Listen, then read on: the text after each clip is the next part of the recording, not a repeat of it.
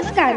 महाराष्ट्रातील विविध क्षेत्रातील बातम्या झटपट आपल्या मोबाईलवर पाहण्यासाठी लगेचच सबस्क्राईब करा राष्ट्रशक्ती लाईव्ह न्यूज आणि सोबत बेल आयकॉन प्रेस करायला विसरू नका. सन्माननीय मनोज जरांगे पाटलांचं आवाहन टीव्हीवरनं मी आत्ताच पाहिलं, सोशल मीडियात पाहिलं की राज्यातल्या अभ्यासकांनी आंतरवलीला यावं आणि राधाकृष्ण विखे पाटील साहेबांनी जो काही आता ड्राफ्ट दिलाय असं त्यांचं म्हणणं आहे, त्यामध्ये सुधारणा सांगाव्या. माझा एक मनोज दादांना साधा प्रश्न आहे, त्यांनी राधाकृष्ण विखे पाटलांना विचारावं की राज्यात आचारसंहिता सुरू असताना ह्या राज्य सरकारला नवीन धोरणात्मक निर्णय घेण्याचे अधिकार आहेत का? माझ्या माहितीनुसार संविधानाचा अभ्यासक म्हणून राज्यात आचारसंहिता सुरू असताना नवीन धोरणात्मक निर्णय घेता येत नाही. म्हणून सरकारने आमच्या मराठा समाजाचं हसं करण्यापेक्षा, आंदोलकांचं हसं करण्यापेक्षा सरकारने सत्य गोष्टी सांगाव्यात आणि आम्ही अभ्यासकांनी येऊन नवीन काय सांगण्यापेक्षा सांगण्यात त्याचा काही उपयोग होणारच नाही हे माहिती आहे.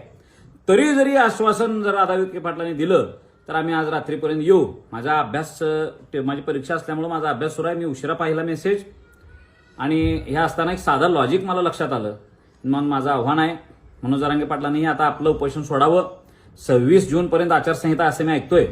आचारसंहिता झाल्यानंतर आपण उपोषणला बसू आणि मराठा समाजानं ठरवण्याची गरज आहे की कायदा आणि संविधान ह्याच्यामध्ये काय आहे, त्याच्या तरतुदी काय आहेत, यानुसार आपली मागणी ठेवायची आहे का आपण उगा भावनिक आंदोलन करायचं आहे. मी सत्य बोलणारा माणूस आहे. माझ्या गोष्टी काही लोकांना लागतात, पण खऱ्या गोष्टी ह्या लोकांना टोचल्या तरी त्या खऱ्या गोष्टीचं महत्व वेगळं आहे, त्या उपयोगाच्याच आहेत. मी बऱ्या गोष्टी बोलणार नाही, बरं वाटावं असं मी बोलणारा कार्यकर्ता नाही.